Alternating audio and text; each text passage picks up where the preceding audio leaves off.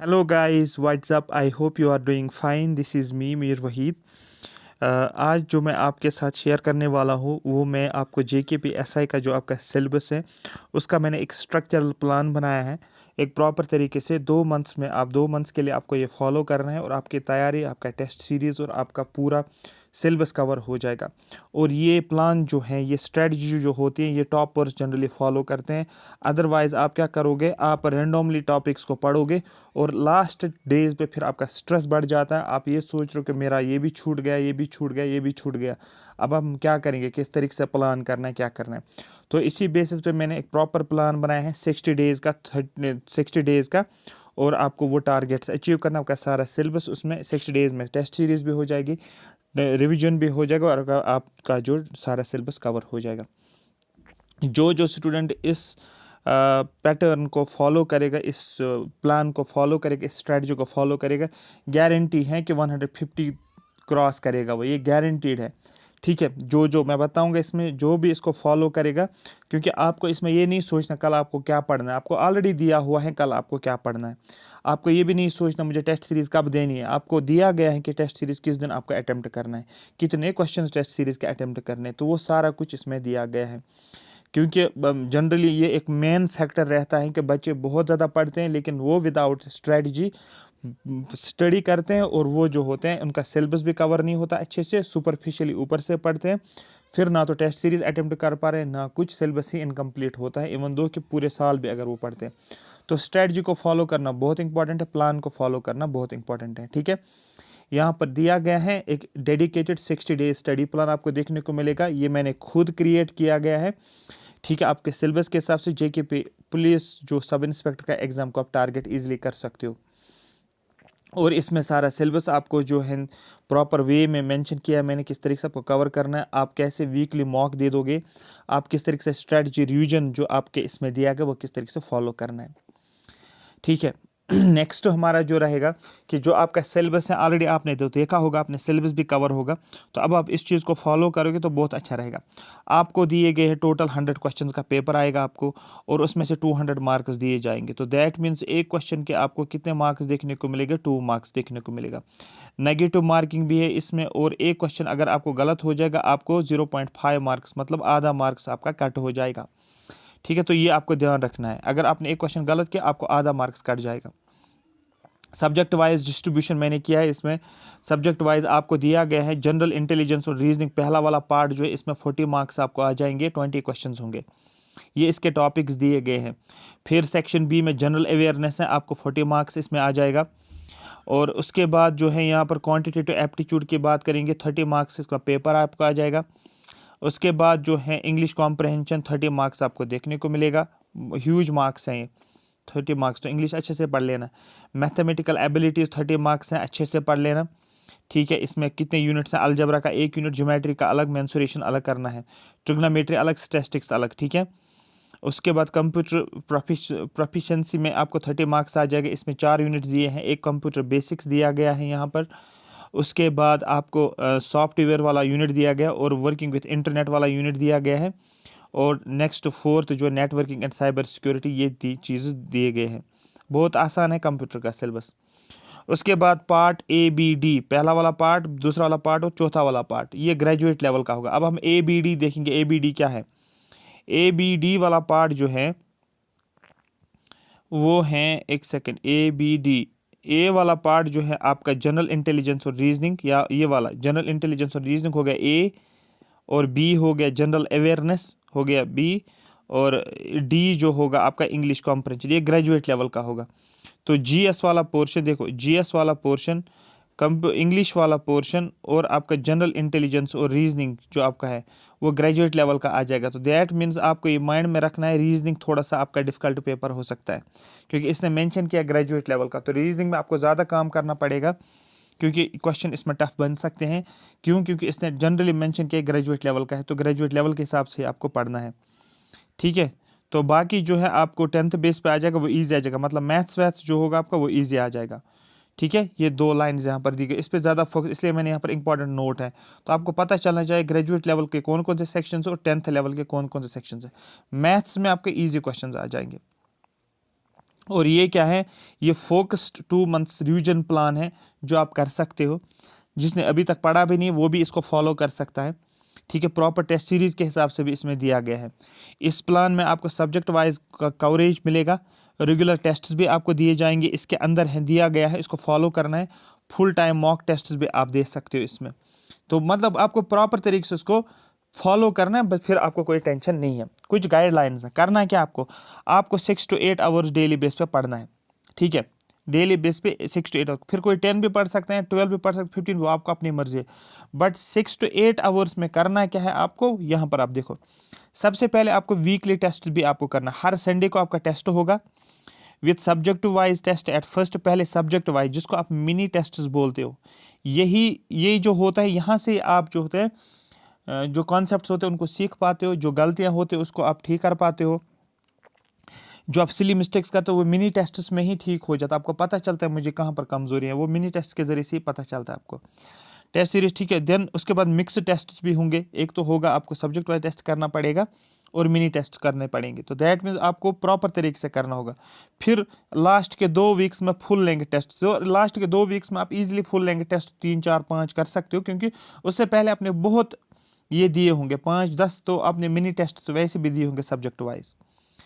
अब यहाँ पर अगर देखोगे मंथ फर्स्ट को मैंने टारगेट किया है, मंथ फर्स्ट में आपको क्या करना है। मंथ फर्स्ट आपका जो रहेगा, ये आप 25 मार्च से शुरू करो, 25 March two 25 April, 25 April to 25 मई, यहाँ तक आप ये चलोगे। ये हो गया एक मंथ, ये हो गया दूसरा मंथ, 60 डेज का टारगेट, ठीक है। कोई कल से भी कर सकते हैं, आपको अपनी मर्जी, जो जितना जल्दी इसको फॉलो करेगा वो बहुत ज़्यादा अच्छा रहेगा। बट आई वुड सजेस्ट कि 25 से आप करो इसको फॉलो। तब तक आप जो अपने नोट्स, अपने जो ये बुक्स हैं उनको कलेक्ट करो, किन किन बुक्स से कौन कौन सा टॉपिक पढ़ना है। आप अगर 1-2 दिन दे दोगे, इस सिलेबस को देखोगे, फिर टॉपिक्स को मार्क करके रखोगे किस बुक से पढ़ना है, इस PDF को प्रिंट करोगे। सपोज ये टॉपिक है एनालॉजी, सिमिलैरिटीज और डिफरेंसेस, आप क्या करोगे, यहाँ पर आप खुद सोर्स लिखोगे। मैंने सोर्स क्यों नहीं दिया, सोर्सेज मैंने इसलिए दिए क्योंकि आपने अभी तक पढ़ा होगा डिफरेंट सोर्स पे। जो आपका सोर्स होगा आप उसको लिखोगे, प्राइमरी सोर्स यहाँ पर लिखा, और सामने क्या लिखोगे सोर्सेज में। अगर ये टॉपिक आपने पढ़ा है फॉर अरिहंत बुक से, तो आप अरिहंत का नाम लिखोगे, या आप अग्रवाल से पढ़ रहे हो, आप अग्रवाल का लिखोगे। कि कोई बैंक की बुक है आपके पास, बैंकिंग में पढ़ा होगा आपने, तो उसका नाम लिखोगे, सो दैट सोर्स आपका फिक्स खुद हो जाएगा। सपोज सिलॉजिज्म आपका किसी और बुक से पढ़ा है, वेन डायग्राम किसी और बुक से पढ़ा है, तो उस बुक का अग्रवाल से पढ़ा है तो अग्रवाल ही लिखो यहाँ पर बस, सो दैट आपको फिर ढूंढना ना पड़े। तो एक क्या करोगे सिलॉजिज्म के ऊपर, जैसे कि syllogism state conclusion Venn diagram, आप क्या करोगे, तो यहाँ पर सोर्स, सपोज यहाँ पर पहले क्या करोगे, सोर्स लिखा आपने अग्रवाल। जब अग्रवाल का सोर्स लिखा, ये topic syllogism, for example Agarwal की बुक, आपकी बुक जो अग्रवाल है, सपोज उसमें 720 पेज, यहाँ पर आप लिखोगे सिलॉजिज्म के ऊपर 720। सपोज ये वाला यूनिट जो है, ये सपोज है 600 वाले इस पे पेज के ऊपर, तो आप लिखोगे पेज नंबर 600, सो दैट आप आइडेंटिफाई जल्दी कर पाओ। Venn diagram for example 340 page पे है आपका ये चैप्टर, वहां पर आप सिर्फ नंबरिंग करोगे। तो इससे क्या होगा, इससे क्या फ़ायदा, इससे ये फ़ायदा है आपका टाइम सारा बच जाएगा। आपको कल नहीं ढूंढना है कि मैं किन किन बुक से पढ़ूंगा, आपको टाइम टेबल भी दिया है, प्लान भी दिया है, और आपके पास रिसोर्सेज भी है। बस सिर्फ आपके पास आपके टेबल पे अग्रवाल की बुक होनी चाहिए, और जिससे आप जनरल इंटेलिजेंस और रीजनिंग करोगे। ये टॉपिक जो भी मैंने टॉपिक्स दिए हैं, देखो फर्स्ट वीक में आप इतना ही करोगे, फर्स्ट वीक में ये मतलब करना ही पड़ेगा। अगर आप एक्स्ट्रा करोगे कुछ, वो आपका अपनी मर्जी है, बट डे के हिसाब से आप इन्हीं टॉपिक्स को करो। आप मैथ्स नहीं पढ़ोगे, कंप्यूटर नहीं पढ़ोगे, आप अपनी मर्जी से करो, बट ये करना ज़रूरी है। जैसे कि अगर 1 आवर में आप एनालॉजी करते हो, 1 आवर में सिमिलैरिटीज़, 1 आवर में सपोज डिफरेंसेस आप करते हो। अरे बात समझ, अच्छे से करना है, प्रैक्टिस सीखना भी है, प्रैक्टिस भी करना है। 10-15 क्वेश्चन प्रैक्टिस भी करोगे उसी बुक से, हो गया ये क्लियर। उसके बाद आपके पास बाकी टाइम बचता, आप कुछ भी पढ़ सकते हो उसमें, आपको अपनी मर्जी है। जो अगर टाइम है आपके पास पढ़ो, अगर नहीं है तो, बट ये करना ज़रूरी है, सो दैट आपको पता चले कि इसके हिसाब से। हो गया डे 1 कंप्लीट। फिर डे 2 को आपको स्पेस विजुअलाइजेशन, स्पेशल ओरिएंटेशन और विजुअल मेमोरी, ये किया है, ये टॉपिक्स तो कर लिए। ये वाले टॉपिक, जैसे कि ये टॉपिक भी सीखा, इसका बेसिक भी सीखा, इसका बेसिक भी सीखा, इसके 10 क्वेश्चन किए, इसके 10 क्वेश्चन के, इसके 10 क्वेश्चन उसी बुक से प्रैक्टिस किया जिसमें पढ़ा है। क्योंकि अग्रवाल बुक में एक अच्छा इंपॉर्टेंट ये चीज़ है कि उसमें कॉन्सेप्ट दिए जाते हैं, और उसमें एक्सरसाइज भी दी जाती है, और प्रैक्टिस क्वेश्चंस भी दिए जाते हैं, ठीक है। तो ये आप लाइटली नहीं लो कि मैं आप 1 मिनट में आधे घंटे में ये करूँगा, आधे घंटे में नहीं ये करूँगा, आधे घंटे नहीं, आपको कम से कम 6 आवर्स तो 6-7 आवर्स तो लगेंगे इसको करने में, इसको अच्छे से करने में, क्योंकि ये डिफरेंट टाइप्स ऑफ क्वेश्चंस इसमें आते हैं। ठीक है। इसी तरीके सिलोजिज्म के डिफरेंट टाइप्स ऑफ सिलोजिज्म्स होते हैं, उनको सीखना पहले, फिर इम्प्लीमेंट करना, प्रैक्टिस करना सेम डे ही। तो ये भी आपको डे 4, डे 5, डे 6, ठीक है। तो ये नहीं बोलना कि 2-2 मिनट में मैं करूँगा, नहीं, एक ही बार में अच्छे से करो टेंशन के बगैर। फिर 7th डे आपका आ जाएगा, डे 7। डे 7 में आपको क्या करना है, यहाँ पर इन टॉपिक्स में से आपको 20 क्वेश्चंस आपके पास आपको सॉल्व करना। अब आप बोलोगे सर 20 क्वेश्चंस क्यों करें, मिक्सड क्वेश्चन करने हैं इन टॉपिक से 20 क्यों, क्योंकि आपको 20 ही क्वेश्चंस आ जाएंगे जनरल इंटेलिजेंस और रीजनिंग, इससे ज़्यादा आपको नहीं करना है। और आप क्या करोगे, उनको 20 मिनट्स में ही करोगे आप, 20 मिनट्स में 20 क्वेश्चंस आपको करना पड़ेगा। आ रही बात, फिर देखो कि 20 क्वेश्चंस में आपको कितना करेक्ट हो जाएगा। तो मैं ये लाइव प्रैक्टिस में आई विल ट्राई कि मैं ये जो है आपको लाइव प्रैक्टिस कराऊंगा। ये 20 क्वेश्चन जो है ये मैं लाइव प्रैक्टिस आपको कराऊंगा। जिस दिन आप जब ये आप कवर करोगे तो मैं आपको ये लाइव प्रैक्टिस करवाऊंगा, ठीक है। हो गया वीक फर्स्ट। वीक फर्स्ट में आपने क्या किया, आपने बहुत बड़ा काम किया होगा वीक फर्स्ट में। वो कौन सा काम है, वो 40 मार्क्स आपने कवर किया है अच्छे तरीके से, क्योंकि 3-3 टॉपिक्स में देता हूँ, पूरा दिन लगाना है इनको करने में। ये नहीं सोचो कि मैं 2 घंटे में ये करूँगा, 2 घंटे में पूरा करूँ, नहीं, इसको 2 आवर्स अच्छे से फुल दे दो, या 2.5 आवर, ये भी 2.5 आवर का करो, ये भी 2.5 आवर का करो। क्यों, रीज़न क्या है, क्योंकि आपको नहीं पता वो कहाँ से क्वेश्चन देगा, ये तो आपको नहीं पता। हाँ, टॉप प्रायोरिटी पे कुछ चीज़ें रखनी होती है, कुछ टॉपिक्स, बट करना पड़ेगा आपको सिलेबस कवर। इसी तरीके से यहाँ पर सिलोजिज्म में 3 क्वेश्चंस अगर उसने सिलोजिज्म से ही दिए तो हो गए 6 मार्क्स। तो क्या मुझे बोलो आप 6 मार्क्स 1 घंटे में कर सकते हो, नहीं, आपको अच्छे से प्रैक्टिस करनी है। क्योंकि कोई भी टाइप अगर पूछे उसने सिलोजिज्म में, आप फंस जाओगे। या वेन डायग्राम्स, डिफरेंट पैटर्न्स के वेन डायग्राम्स होते हैं, इस टाइप के भी होते हैं, इस टाइप के भी होते हैं, ये ऐसे होते हैं, ये ऐसे होते हैं। फिर टोटल दिया होता है 100, यहाँ पर बोला जाता है इसने मैथ्स में 15 स्कोर लाया, इंग्लिश में इसने 20 स्कोर लाया, दोनों में मिक्स करके इसने 10 स्कोर लाया। और जो फेल हुए हैं, सपोज वो 15 स्टूडेंट्स फेल, 15 मार्क्स का फेल है, फिर बोला जाएगा टोटल मार्क्स इतने, आप बताओ पास कितने लोगों ने किया है। तो इस टाइप के क्वेश्चन पैटर्न होते हैं, ठीक है। तो ये हो गया। फिर जब आप ये करोगे, 20 क्वेश्चन आपने किए हैं रीजनिंग का, आपका काम ये कंप्लीट हो गया, 40 मार्क्स। तो वीक फर्स्ट में आपको 40 मार्क्स करना है। तो जब आप क्या करते हो, अगर कल क्या डेट है, सपोज 20, अगर इसको 20 से आप फॉलो करते हो तो 20 से 27 तक, ईद से पहले पहले आपने ये काम फिनिश किया होगा, 40 मार्क्स का। इससे ज़्यादा आप नहीं कर सकते हो, और अच्छे से हो जाएगा, सुपरफिशियली नहीं होगा, आराम से। क्या मैंने 3 टॉपिक्स दिए, अगर आप 3-3 आवर भी दे दोगे, 10 आवर भी दिन में पढ़ते हो तो अच्छे से हो जाएगा। मैंने क्यों लिखा है यहाँ पर, ज़रा ध्यान से दे दो, मैंने 8 आवर क्यों लिखा है, क्योंकि 8 आवर का मतलब है इसको आप 2 घंटे 2.5 घंटे पढ़ो, इसको 2-2.5 घंटे पढ़ो, इसको 2-2.5 घंटे पढ़ो। किसी को कम टाइम लगेगा, आपको सपोज इसको आपको 2 घंटे लग सकते हैं, इसको 3 घंटे लग सकते हैं, सपोज इसको आधा घंटा ही लग सकता है, बट चैप्टर को अच्छे से कवर करो, ऐसे नहीं। तो डे हिसाब से हो गई डिस्ट्रीब्यूशन। अब आगे चलो वीक 2 में और 40 मार्क्स आपको हो जाएंगे, तो 80 मार्क्स आप 15 दिन में कर रहे हो। इसमें करंट अफेयर, लास्ट 6 मंथ्स का करंट अफेयर करो, ध्यान से करोगे तो हो जाएगा, ठीक है। और इसमें आपको एनवायरनमेंट करना है डे फर्स्ट में, ठीक है, डे फर्स्ट में। डे सेकंड में आपको क्या करना है, हिस्ट्री और कल्चर ऑलरेडी पढ़ा होगा आपको, एक दिन में तो आपको रिवाइज कर सकते हो। आपको ज़्यादा डेप्थ में इसमें नहीं जाना है, ज़्यादा डेप्थ में आप इसमें नहीं जाओगे, ऑलरेडी आपने ये पढ़ा होगा। ये जो सिलेबस में आपने अभी तक 3 साल में तो अच्छे से पढ़ा होगा। ज्योग्राफी, इकोनॉमी, ये भी आपने पढ़ा होगा। जनरल पॉलिसी, यहाँ पर स्कीम जनरली आप पढ़ सकते हो, स्कीम्स यहाँ पर जनरली बोलता है। और साइंस आपको पढ़ना है, ठीक है। डे 5 में आपको क्या करना है, पूरा दिन आपको करना है ये काम। फिर यहाँ पर क्या है, करंट अफेयर में सपोर्ट्स आप बहुत ज़्यादा इंपॉर्टेंट है, सपोर्ट्स में ज़्यादा फोकस कर, सपोर्ट से क्वेश्चन बनेंगे। और 6th डे में मैंने यहाँ पर लिखा प्रीवियस ईयर क्वेश्चन करो आप। क्यों, कौन से प्रीवियस ईयर का, जो भी अभी तक JK SSB में इन टॉपिक्स में, इन सब्जेक्ट्स में ऊपर क्वेश्चंस पूछे गए, इससे क्या हो जाएगा, आपको एक अंदाजा लगेगा कि JK SSB के क्वेश्चंस हम कर पा रहे हैं। 7th डे को टेस्ट 2 आपका हो जाएगा। देखो मिनी टेस्ट फर्स्ट हो गया आपका, जनरल इंटेलिजेंस और reasoning. 7th day second week में क्या हो जाएगा, टेस्ट सेकंड आएगा, 20 क्वेश्चन ही करने हैं आपको। क्यों, क्योंकि आपको 20 क्वेश्चन ही आ जाएंगे जनरल अवेयरनेस के, ठीक है। नेक्स्ट डे दिन में तो आप प्रैक्टिस कर सकते हो, जैसे आपने हिस्ट्री रिवाइज किया, ऑलरेडी आपने रिवाइज किया, आप इनके क्वेश्चन कर सकते हो, प्रैक्टिस दिन में कर सकते हो, दिन के हिसाब से आपको ये प्रैक्टिस करना है, रिवाइज भी कर सकते हो। लेकिन लास्ट 7th डे में आपको मिक्स 20 में से फिर आपको कम से कम 16 क्वेश्चन तो मिनिमम ठीक होने चाहिए, 16 से कम नहीं, 20 में से 16 क्वेश्चन आपको ठीक होने चाहिए जब आपको मिक्स क्वेश्चन करने हैं इस वाले सेक्शन में। हो गए और 40 मार्क्स कंप्लीट आपके, आपने पढ़ाई की है 40 मार्क्स की ओर। वीक 3rd में आ जाओगे आप, ठीक है। वीक 3rd में आप क्या करोगे, आप डे 1st डे 2nd दिया गया नंबर सिस्टम, परसेंटेज और रेशियोज, पूरा दिन लगाना है इन यूनिट्स को। इसको 3 आवर दे दो नंबर सिस्टम को, 3 आवर परसेंटेज को दे दो, 3 आवर रेशियोज को दे दो। इसी तरीके से ये वाले चैप्टर्स आप कर सकते हो।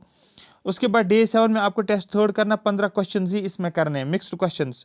अब ये क्वेश्चन जो है ये आपको प्रैक्टिस करने हैं, अगर करोगे इन दिनों, यहाँ पर प्रीवियस ईयर क्वेश्चन में जो भी आए होंगे इनसे तो कर सकते हो। और तीसरा यहाँ पर 30 मार्क्स आपका क्वेश्चन हो गया कवर, ठीक है, 30 मार्क्स। फिर 4th वीक में आप इंग्लिश करोगे, इसमें से 30 मार्क्स आ जाएंगे। डे 1st में vocabulary, synonym, antonyms, one word substitution, देखो कम से कम आप 20-30 आप इस दिन सीखो अच्छे से। थोड़ा सा लॉजिक के बेसिस पे सिनोनिम एंटोनिम्स पढ़ो, लॉजिक के बेसिस पे जितना हो जाएगा एक दिन में। सपोज 20 से कर रहे हो, वही 20 पढ़ के जाओ आप। आपको एक लॉजिक पकड़ना है, क्योंकि ये ऐसा चैप्टर है आपको यहाँ पर जो है आउटपुट रेशियो आपको पता नहीं चलेगा कि अगर आप पढ़ोगे भी तब भी पता नहीं चले क्या वो वही आएगा या नहीं आएगा। तो यहाँ पर थोड़ा सा माइंड का यूज़ करना होता है, यहाँ पर चारों की चार वोकैबुलरीज सिनोनिम्स को देखना होता है, फिर देखना होता है हर एक का मीनिंग क्या क्या है।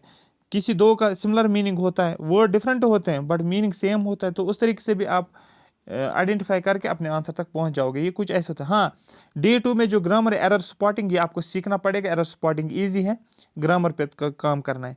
डे 3 में एक्टिव पैसिव वॉइस को रिवाइज करोगे। डे 7 में sentence arrangement, close passage already पढ़ा है, बैंक के एग्जाम्स ऑलरेडी आपने दिए होंगे, ठीक है, एसएससी के एग्जाम्स आप दे रहे हो, ठीक है। और उसके बाद क्या करना है, प्रीवियस ईयर क्वेश्चन, जेके एसएसबी के जितने भी क्वेश्चन है वो आपको करना है इस दिन।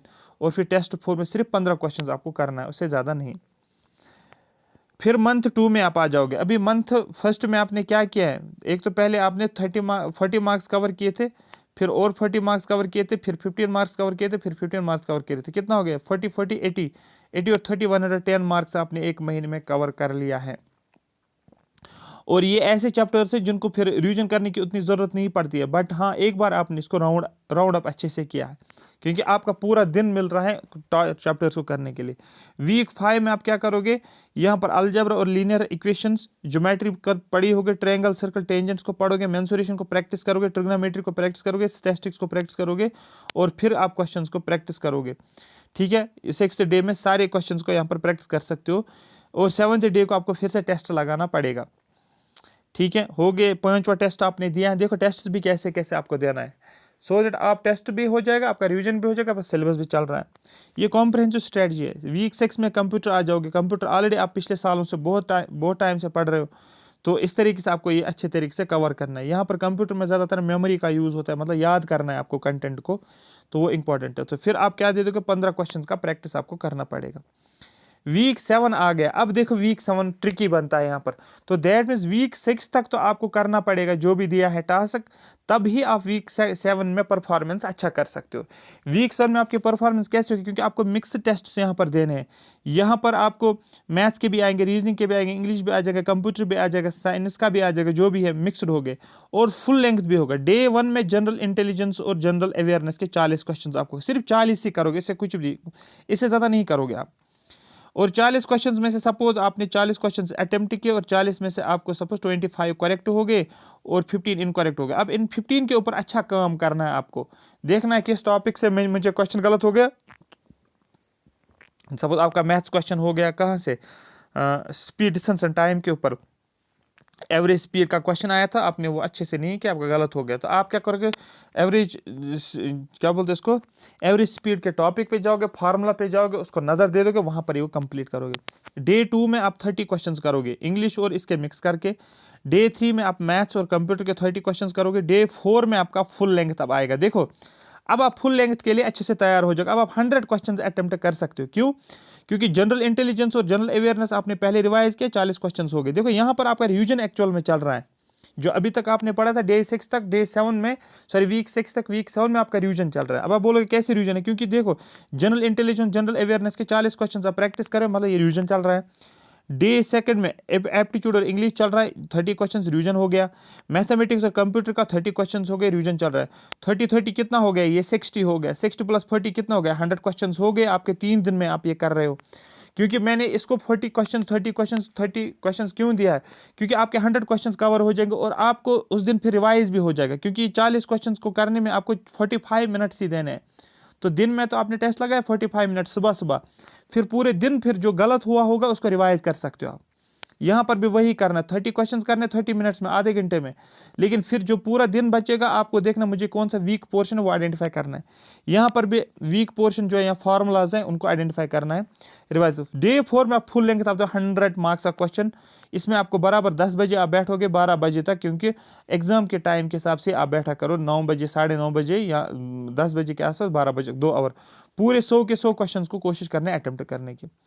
डे 5 में कुछ नहीं करना आपको, जहां पर जो भी गलतियां हुई होगी उसको पूरा एनालाइज करना, 100 के 100 क्वेश्चंस को देखना है और रिवाइज करना है। जो जो गलत क्वेश्चंस हो रहे हैं उनको उन कॉन्सेप्ट्स को फिर से नजर मारनी है। और उसके बाद क्या करना है, प्रीवियस ईयर क्वेश्चन जो भी हैं, जेके एसएसबी के प्रीवियस ईयर बुकलेट आपके पास तो होनी चाहिए। प्रीवियस ईयर क्वेश्चंस आपको बार बार करना है, आपको माइंड में एक फ्लो रहेगा ना कि किस टाइप के क्वेश्चंस आ रहे हैं, उनको आप प्रैक्टिस करोगे। ये तो मैं नहीं बोलूँगा वही क्वेश्चंस आएंगे, बट एक माइंड जो होता है वो सेटअप हो जाता है, माइंड एक डायरेक्शन में चल रहा होता है कि इस टाइप के क्वेश्चंस आ जाते हैं, मेरा अप्रोच क्या रहेगा। फिर डे 7 में फुल लेंथ टेस्ट फिर से आ जाएगा, 100 क्वेश्चंस इसमें आपको करना पड़ेगा। तो अभी तक कितने फुल लेंथ दिए आपने, अभी तक आपने फुल लेंथ 2 दिए हैं। देखो यहाँ पर 100 क्वेश्चंस यहाँ पर है और 100 क्वेश्चंस यहाँ पर हैं, और 100 क्वेश्चंस इससे पहले भी आपने लगाए थे ये वाले, डे 1, डे 2, डे 3 में।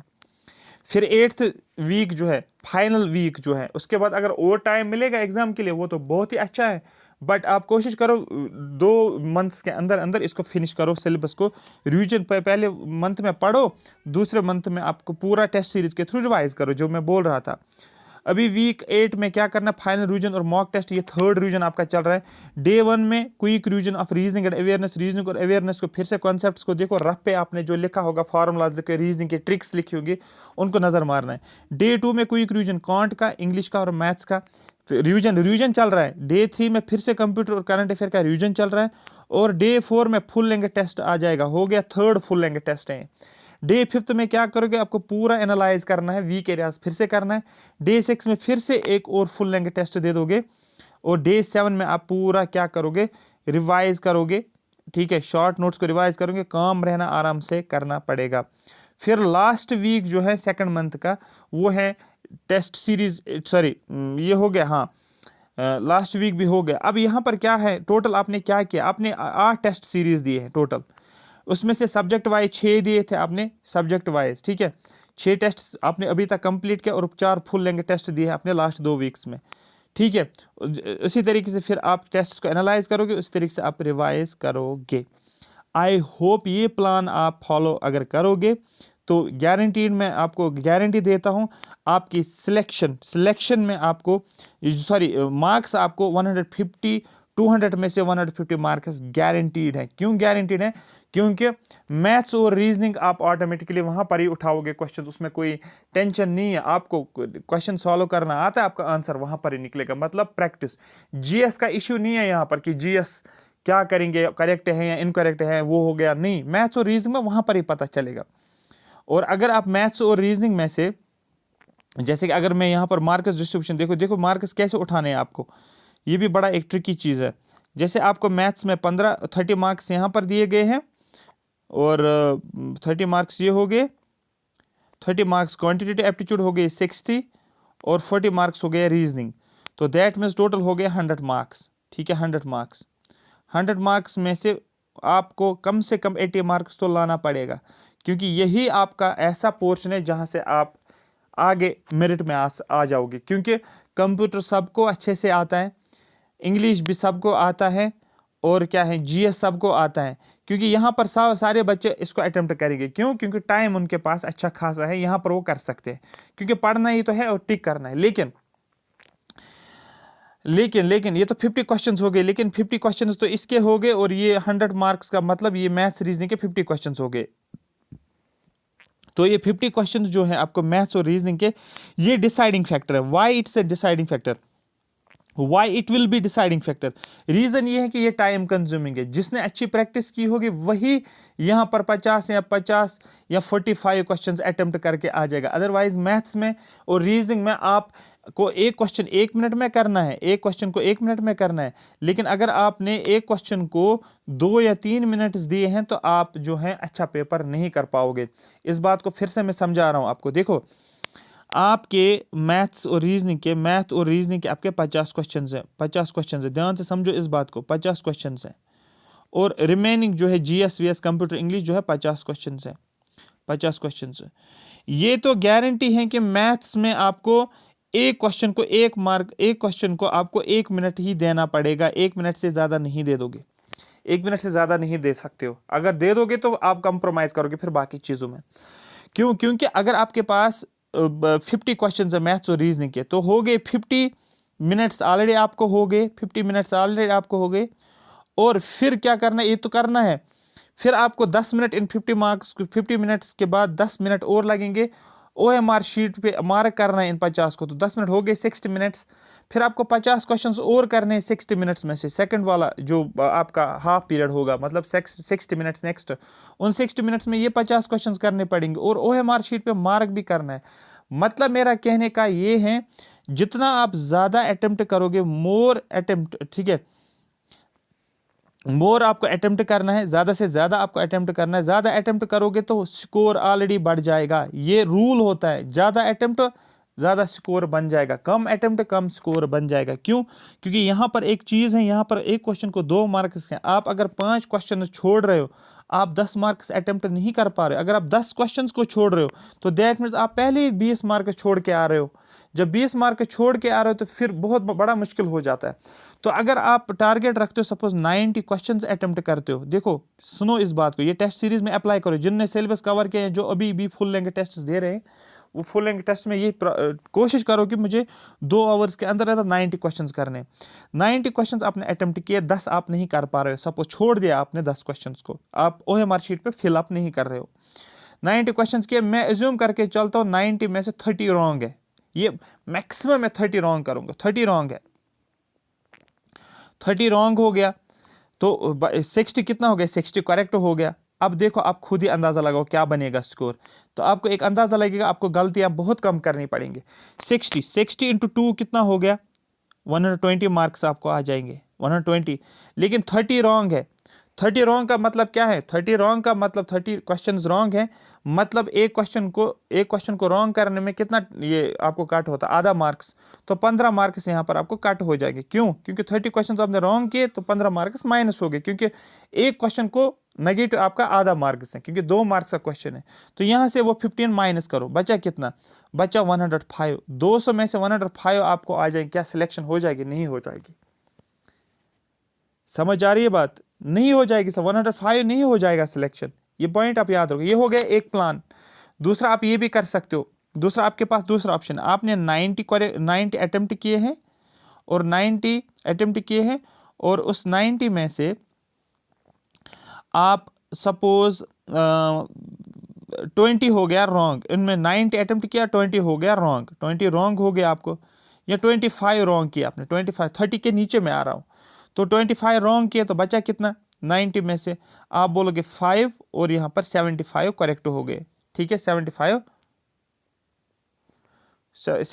करेक्ट हो गए, आई थिंक 65 आ जाएगा। हाँ, 5 5 10, 6 2 8 और 1 9, हाँ 65 करेक्ट। तो 65 करेक्ट हो गया, 65 इंटू 2 कितना हो गया, 130 मार्क्स आ गए आपको। हाँ, 130 आ गए। और 25 क्वेश्चंस गलत किए तो 25 क्वेश्चन का मतलब 12.5 मार्क्स हो गए नेगेटिव आपके। तो 130 को माइनस करो 12.5, कितना आ जाएगा, ऑलमोस्ट आपको 117 आ जाएगा।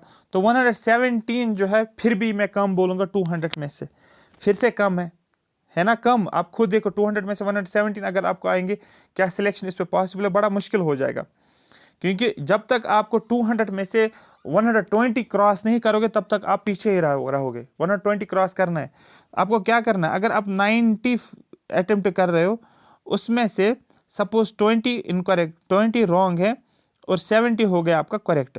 70 करेक्ट का मतलब होने का मतलब ये है कि 70 इंटू 2 हो गया 140 और 20 हो गया आपके रॉन्ग। 20 इंटू 0.5 हो गया 10 आ गया, माइनस करोगे आप इसको, ये 10 बनेगा 130। 120 से ऊपर ऊपर आपका ये आपका टारगेट रहना चाहिए। ये पहले ही आपको मॉक टेस्ट के थ्रू करना है। इंप्रूवमेंट कैसे होगी सर? इंप्रूवमेंट आपको माइक्रो टेस्ट जो होते हैं ना, माइक्रो टेस्ट को देकर ही आपका इंप्रूवमेंट हो जाएगा। मिनी टेस्ट जिनको आप बोलते हो, मिनी टेस्ट जिनको बोलते, जो सेक्शन आपने पढ़ा है उसके बाद क्वेश्चंस को प्रैक्टिस करना है। टॉपिक पढ़ा उसके बाद टेस्ट किया, या एक सेक्शन कंप्लीट किया उसके बाद बार बार उसके क्वेश्चंस करना है, ये जरूरी है। पहले आप कॉन्सेप्ट को समझोगे, फिर आप ट्रेडिशनल मेथड से उस क्वेश्चन को प्रैक्टिस करोगे। ट्रेडिशनल मेथड से क्या हो जाएगा, आपका कॉन्सेप्ट ही समझ आ जाएगा।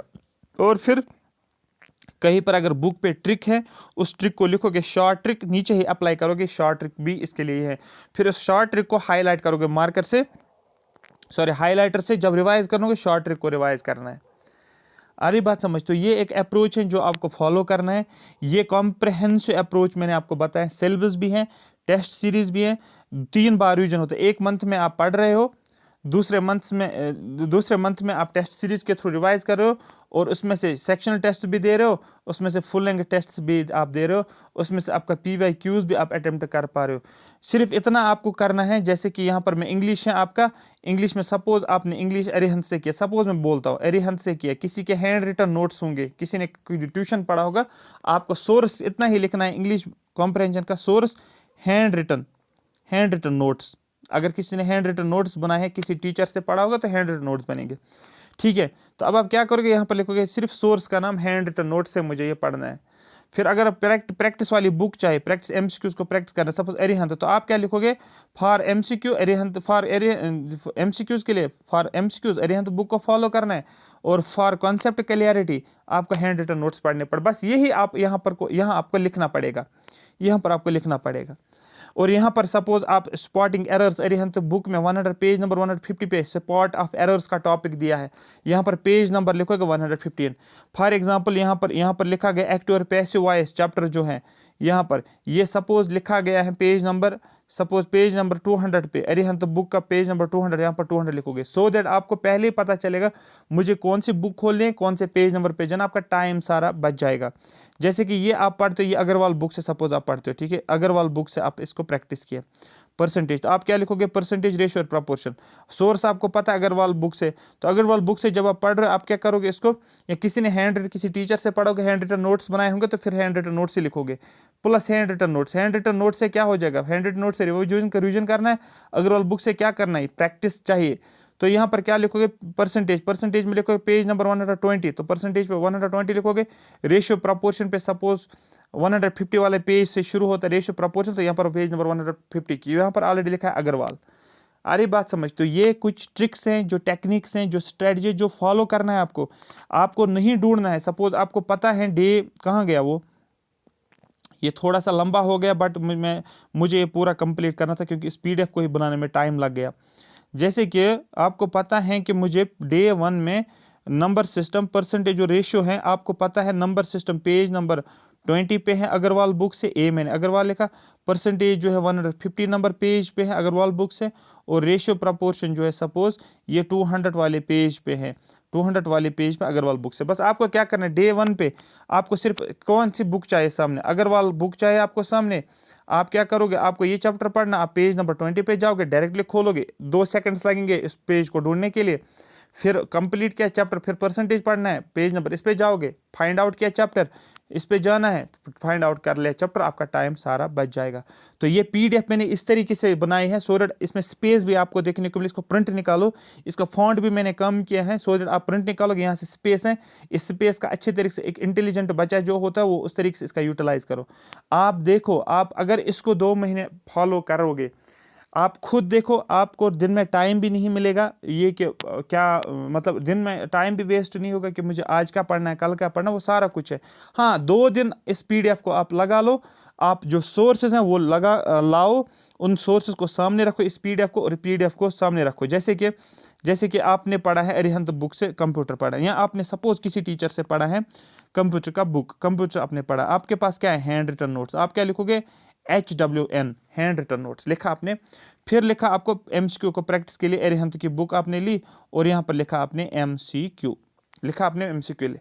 तो आप क्या करोगे, कंप्यूटर का बेसिक्स दिया होगा तो यहाँ पर पेज नंबर लिखो, page number 100, suppose page number 51 में कंप्यूटर बेसिक्स है, जिसमें CPU में सपोज CPU लिखा गया है पेज नंबर 110 में, मेमोरी सपोज लिखी गई है पेज नंबर 112 में सपोज, और बैकअप डिवाइस सपोज लिखा गया है पेज नंबर 120। बस आपको कुछ नहीं करना, आपको पेज नंबर्स दिए गए हैं, बुक का नाम ऑलरेडी लिखा गया है अरिहंत की बुक, हैंड रिटन नोट से रिवाइज करना है, ठीक है।